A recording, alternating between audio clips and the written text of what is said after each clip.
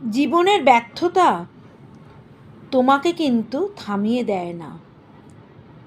জীবনের ব্যর্থতা থেকে তুমি নতুন কিছু শেখো, বারবার ট্রাই করো।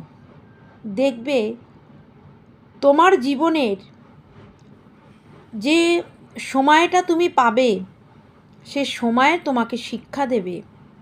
আর তোমার এই ব্যর্থতা তোমার জীবনের ধৈর্য দিয়ে দেবে।